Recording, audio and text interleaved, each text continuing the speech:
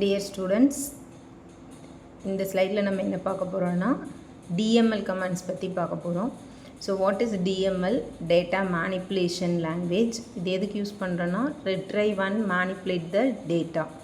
So இப்போ நம்ம ஒரு டேட்டா பேஸில் ஒரு டேபிள் க்ரியேட் பண்ணியிருக்கோம். அந்த டேபிளில் வேல்யூ ஸ்டோர் பண்ணியிருக்கோம் அப்படின்னா அந்த டேபிள்லேருந்து நம்ம எப்படி வந்து வேல்யூஸை ரிட்ரைவ் பண்ணி மெயின்டைன் பண்ண போகிறோம், மேனேஜ் பண்ண போகிறோங்கிறது தான் இந்த select command. That is select is used to fetch data from a table. இது வந்து மோஸ்ட்டாக யூஸ் பண்ணுற எஸ்கியூஎல் கமாண்ட். நெக்ஸ்ட் இதனோட சின்டாக்ஸ் வந்து பார்த்தோன்னா select column 1 column 2 from table name. You can give any number of columns by using select command. So if suppose உங்கள் டேபிளில் ஒரு 10 காலம்ஸ் இருக்குது, எனக்கு 10 காலம்ஸோட வேல்யூஸும் நான் ஒரே டைமில் டிஸ்பிளே பண்ணணும். At a time I want to display all the column values அப்படின்னா you have to give star.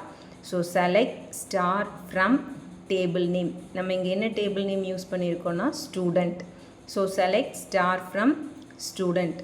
அதுவே எனக்கு வந்து சப்போஸ் நான் ஒரு கண்டிஷனில் இந்த காலமில் இருக்க இந்த கண்டிஷன் சாட்டிஸ்ஃபை ஆச்சுன்னா அது மட்டும் எனக்கு கொடு அப்படின்னு கேட்குறோன்னா that is used for filter during the records. So அதுக்கு you have to use where clause.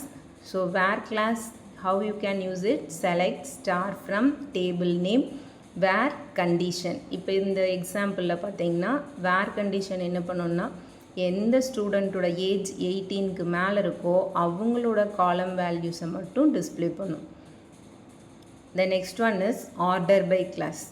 So what is the use of order by means? So எனக்கு இப்போ டிசெண்டிங் ஆர்டரில் வேணும், இல்லை அசெண்டிங் ஆர்டரில் எனக்கு டேபிளில் இருக்க வேல்யூஸ் டிஸ்பிளே ஆகணும் அப்படின்னா I can use order by clause. So by giving either ASC or DSC. So this is for ordering class. The next one is group by class. Group by class நம்ம எதுக்கு use பண்ணுவோம்னா ரோஸை group பண்ணுறதுக்கு use பண்ணுவோம். So if you have any queries or suggestions, you can give me your suggestions and follow me for getting more information on select command. Thank you.